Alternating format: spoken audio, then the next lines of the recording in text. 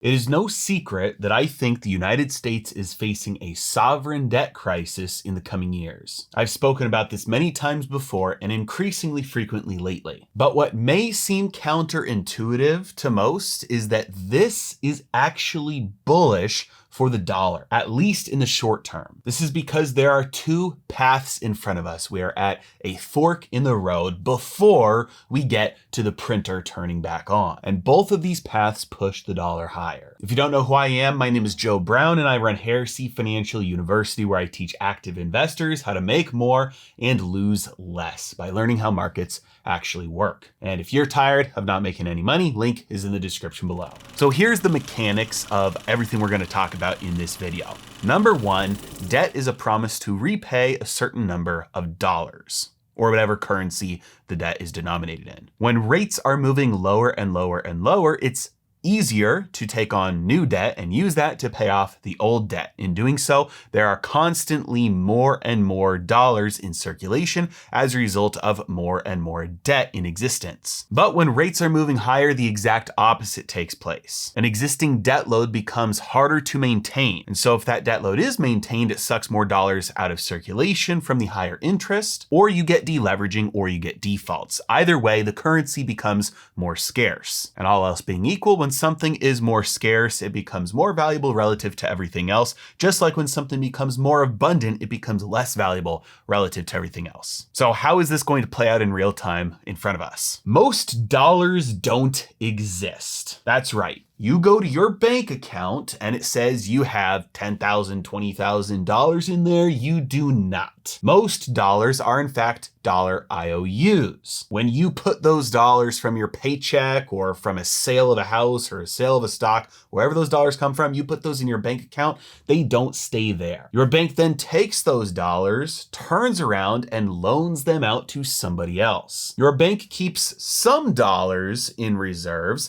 but if everybody all at once were to say, hey, give me my dollars, they would not be able to do so without selling those assets that they bought. Or in other words, without calling some of that debt that they loaned out. Now, as we all found out during March of 2023 with Silicon Valley Bank and Signature Bank, bank runs do indeed happen. But especially in the US, when a bank run happens and there's a scramble for dollars that aren't actually there and everybody tries to redeem their dollar IOUs, that bailout, that bank run can be stopped. It can be bailed out. This is because the Federal Reserve has visibility into all of the assets and all of the liabilities of all of the banks in the United States. Not only does it have visibility, it also has control over this. And so in the case of Silicon Valley Bank and some of the others, when everybody went to go get their dollars that weren't actually there, the Federal Reserve created those dollars out of thin air, made those dollars be there so the depositors could actually have those dollars. They can do this in the United States, but it's much more of a problem around the world because the Federal Reserve has neither visibility nor control over banks or non-bank financial institutions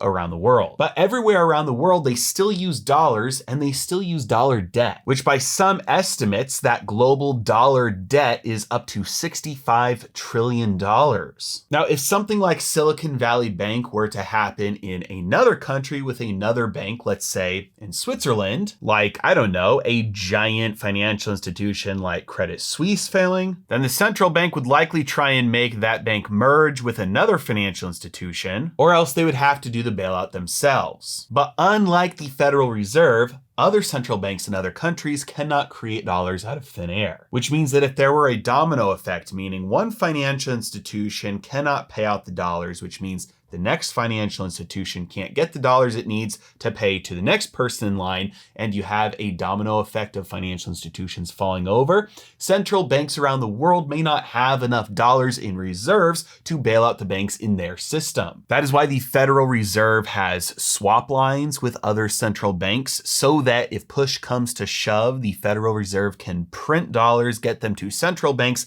and then those central banks can get them to the banks in their own countries. But these swap lines may not be fast enough considering the $65 trillion in hidden debt in banks and shadow banks around the world, especially considering estimates show that up to $2.2 trillion of this has daily turnover. For context, the amount of money the Federal Reserve printed for all the COVID spending packages and all the QE from 2020 through 2021 was under $5 trillion, as their balance sheet started at a little over $4 trillion in 2020 and ended at almost $9 trillion, which means that by the time regulators and central banks realize there's an issue if a mad scramble for dollars starts to take place, with a $2.2 trillion daily turnover in dollars, a domino effect could mean that the entire COVID printing by the Fed would have to be done in just a couple of days, just for the daily turnover, let alone any of the other $65 trillion of debt that may be in trouble. So far we know that there's a big pile of dollar debt that if there's a trigger or a catalyst could be in trouble. That debt could get sold off and there could be a mad scramble for dollars,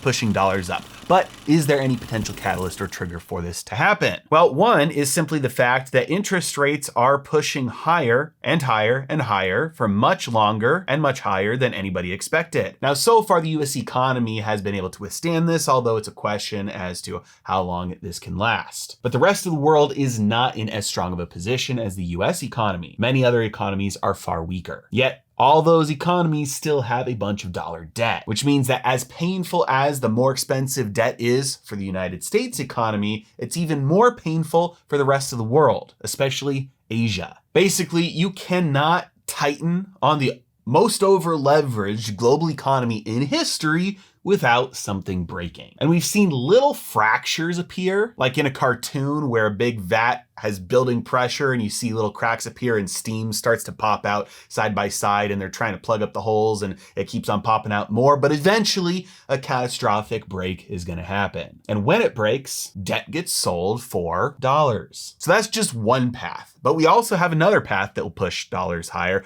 without this cascading effect of global dollar debt being sold off. By the way, guys, I'm doing a silver giveaway, hundreds of dollars worth of silver for the Silver Symposium in Vegas from September 29th through October 1st. First place prize is getting this 10-ounce silver round. It's an Australian kookaburra, beautiful 10-ounce piece here. Second place gets this 10-ounce bar, not as pretty, but it's still 10 ounces of silver, so hundreds of dollars here. Third place prize gets this 1-ounce silver round. It's plated with gold, and it has this nice little Bitcoin design stamped into it, so pretty cool. So what do you have to do to get the prizes? Number one, you have to sign up for the event with the ticket link in the description below. Number two, you have to meet me in person. The first person who signed up with my link, who meets me there in Vegas, gets this first place prize. Second person to meet me gets the second place prize. Third person there to meet me gets the third place prize. So get your tickets in the link below. Just a couple of weeks left. Can't wait to see you there and give away these silver prizes. As interest rates move higher, debt gets more expensive to maintain. Many American households, corporations, and governments around the world are feeling this right now, where you had a pile of debt and it was manageable. But now the interest rate on that pile of debt is getting higher and higher and higher, especially things like credit card debt. Through 2019, 2020, and 2021, credit card interest rates were around 14 to 15%. Now they're 20% and probably headed much higher. This means that just maintaining the same amount of debt gets more expensive. More of your income goes to maintaining that debt. This leaves people who have debt with just a few choices. Number one, be okay with the fact that you have less income because more of your income is going to maintain that pile of debt. This means that overall, the more people that choose this option, there's just less money in circulation because you have more money getting sucked out of the system just to service the debt load. Option number two is deleveraging, where they say, hey, this is too expensive, so I have to pay it down so that it's cheaper. This means that right now there'd be even less income available to me because I'm taking even more income than it would take just to service the debt and taking that over to paying down the debt to get rid of it. This means that in the short term, there's way less dollars in circulation. Option number three is default, and this will start to pick up more and more as people just say, I can't afford it, I'm not gonna pay, I'm gonna default and just keep my income. And while this person then is left with all of their income, that liability was also the asset for a financial institution. And the more defaults that happen and more of those assets evaporate, evaporate, the less those financial institutions can make more assets, or in other words, loan out to more other people, unless they do it at even higher rates, which means that for every default down the line, that means there's less money available in circulation for others. Bottom line is that when interest rates go up, the money supply goes down. Remember, dollars are not real, they're dollar IOUs. IOUs are debt, and when debt gets more expensive, there's less of it, which means dollars themselves become more scarce. And the data backs this up, showing that the money supply is shrinking at the fastest pace it's shrank by since 1933, the depths of the Great Depression. Essentially, all else being equal, when something becomes scarce relative to everything else, its price is going to go up, because that's what price is at the end of the day. It's information that communicates the relative scarcity or abundance of something relative to all other goods and services. And if something becomes way more abundant, it's going to become cheaper, again, relative to everything else. When trillions of dollars are printed, they become more abundant relative to everything else, so they become cheaper, which means it takes more of those things to get the other stuff, meaning you have inflation, it takes more dollars to get the stuff. When the supply of something becomes more scarce relative to everything else, it means those things become more valuable, which means it takes less of those things to get the same amount of other stuff. When this happens to money, it means you need less money to get the same amount of stuff. In other words,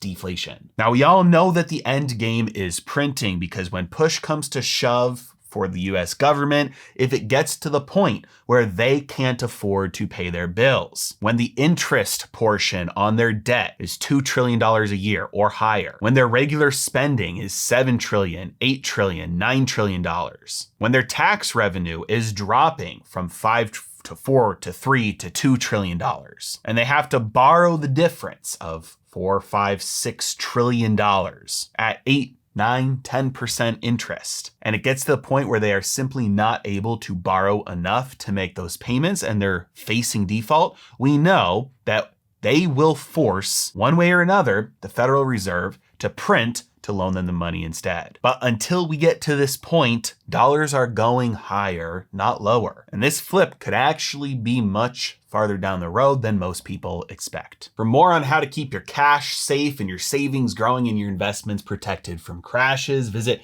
Heresy Financial University, linked in the description below, and consider becoming a member. As always, really appreciate you guys. Thanks so much for watching. Have a great day.